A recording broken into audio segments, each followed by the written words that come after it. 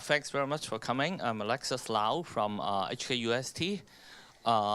Actually, I think the last two speakers has already talked a lot about the change. I also want to take time to reflect on the changes we have seen in Hong Kong and try to look at what Hong Kong can do. In particular, we have led in terms of the air quality improvement in this region. I think in the past, at least, we contribute significantly. How we can do more? Looking at the past, I think we see a lot of pictures like this.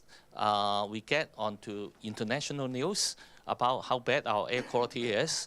And then there are many studies.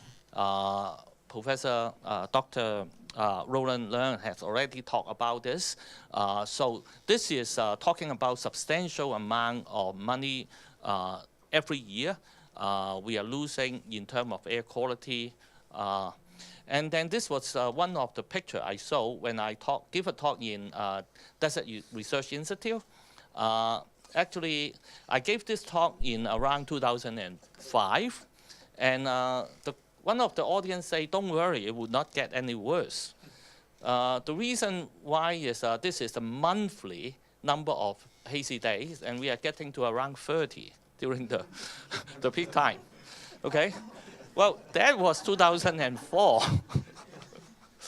Okay, and then, well, we fast forward. 2014, we introduced a new air quality objective after a lot of discussion with the government. The last air quality objective was set in the 1987. We have kept it for 27 years,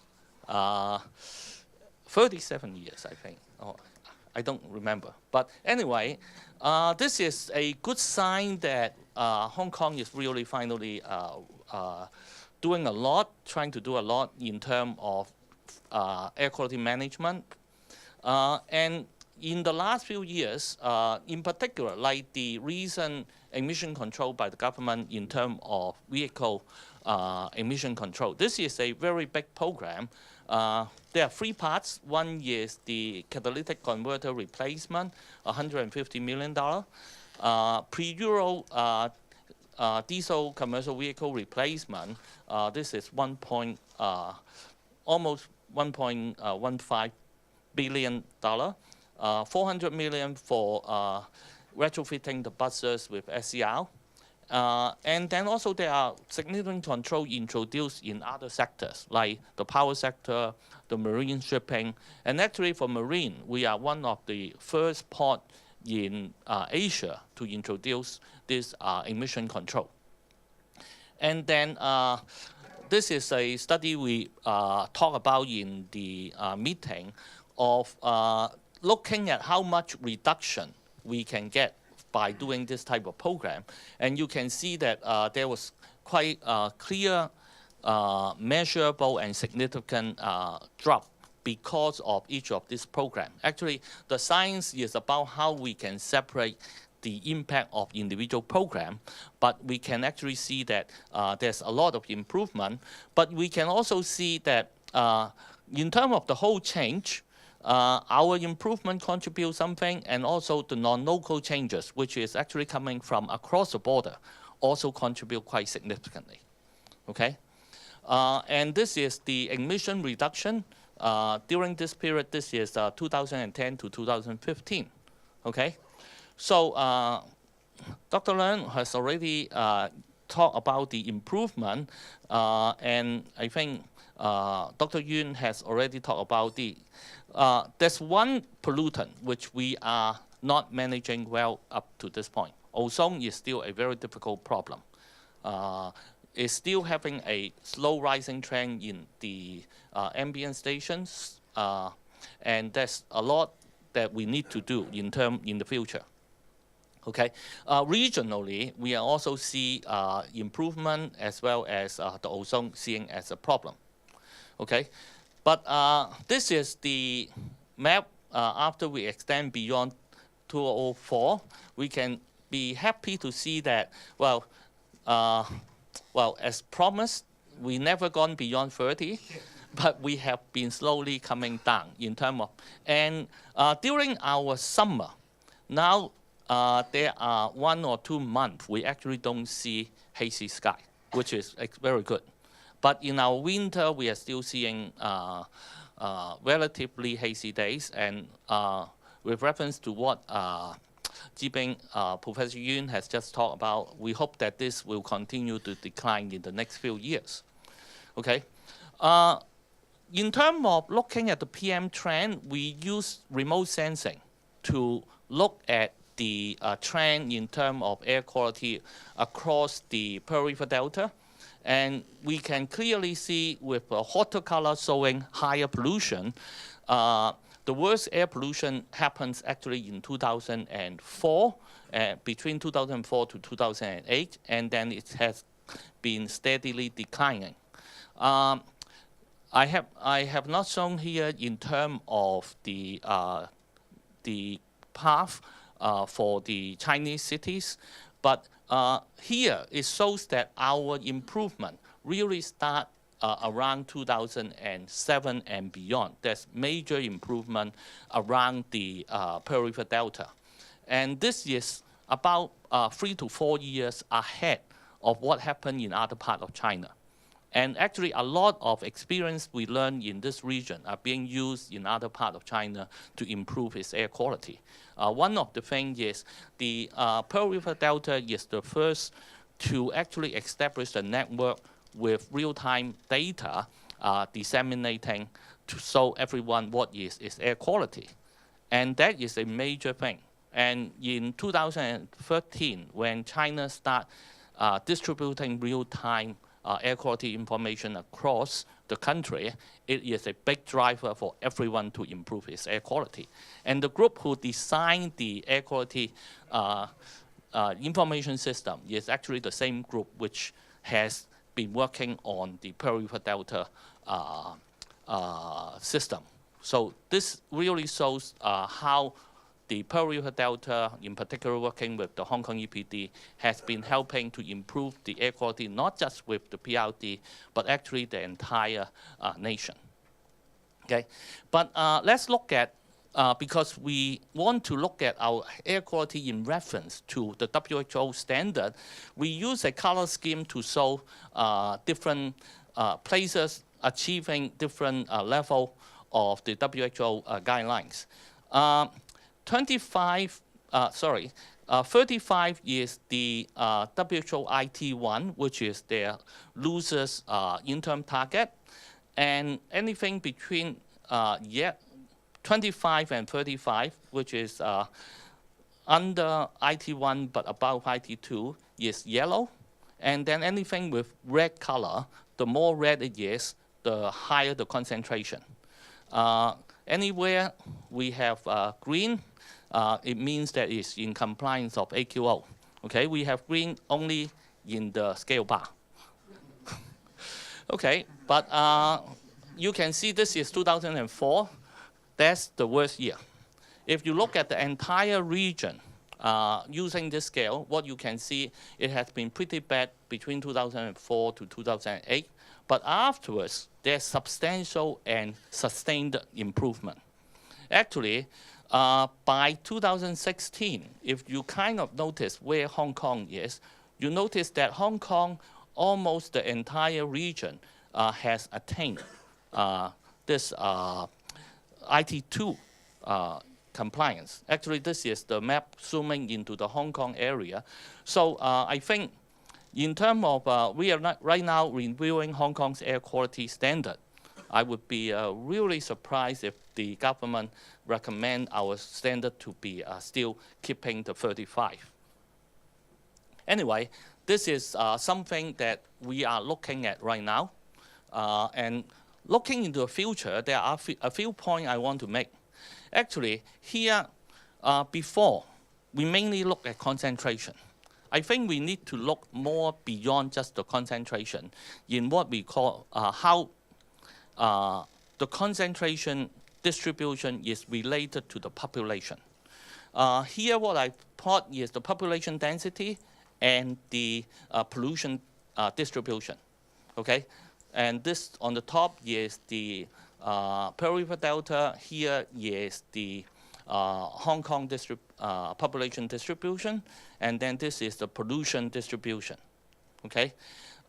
Here, what we have shown is looking at from year 2000 to 2016, how many percent of the area is having pollution higher than IT1, okay?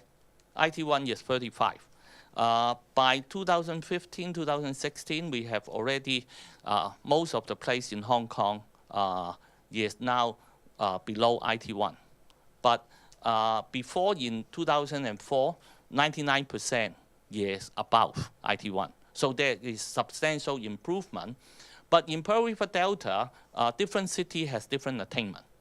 But if we shift our target to IT2, which is hopefully our next target, then there's still a long way to go, okay? Now we have about 64% still below IT2. Okay, another thing we are looking at is, if you look at just the area average, it may not be a good representation of what people are exposed to, because people don't live uniformly across Hong Kong or in the region.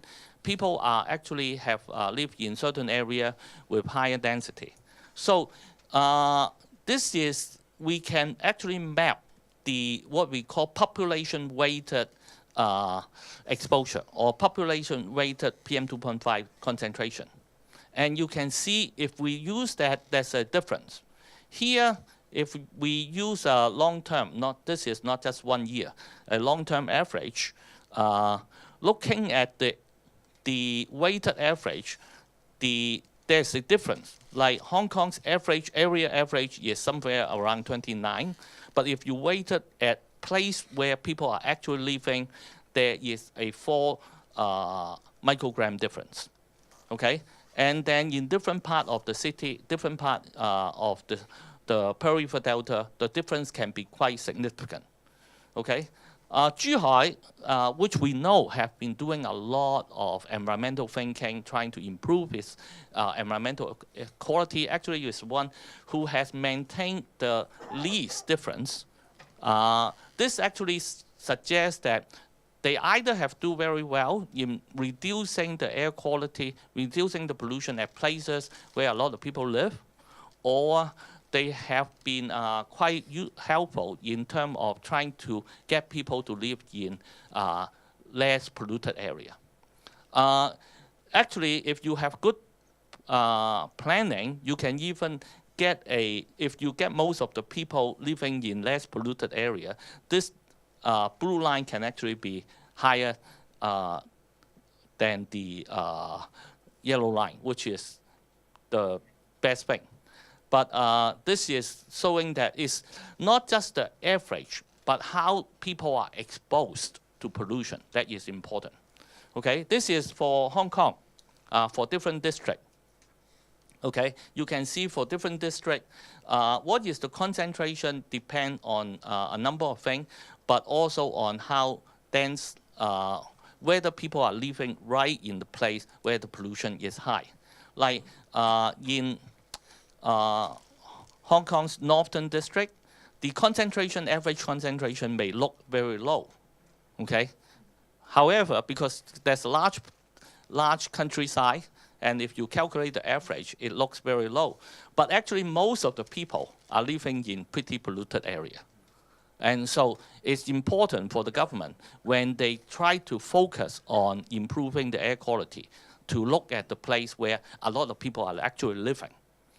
Okay, going into that, actually, this is related to what we are talking about.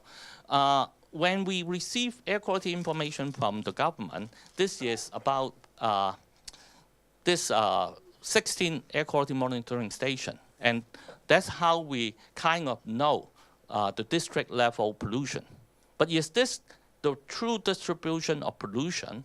Probably, if you think about Hong Kong's distribution of land, there's a lot of high-rise, and within this high-rise, the street, we always talk about street cannon effect. So we actually have a lot of vehicle, a few years back, we have vehicle driving around, and we can see that the pollution can be quite different when you move around. In places when you have good ventilation, you can have quite low concentration. But if in place when the ventilation is not good, you can have much higher pollution concentration. So the average district level air quality monitoring network can only give us an overall average, but actual exposure can be quite different, okay? And in thinking about how Hong Kong can further contribute, because I think in China, they are still very much looking at the overall how to reduce the average concentration. In terms of concentration, Hong Kong's concentration, relatively speaking, is lower than most of the city in China. But we should not be complacent to that, because actually there's a lot of hotspots in Hong Kong having very high air pollution concentration. So we are having this project which talk about how to actually measure concentration at a much finer detail. And this is the brochure you have in your chair. And this is what we talk about is how to empower the public with personalized down to street level air quality information. Why we do that is because we believe that there's a lot of things people can do to try to avoid exposure, okay? And for that, I would pass on the floor to actually Chris to talk more about the science of air exposure. Okay.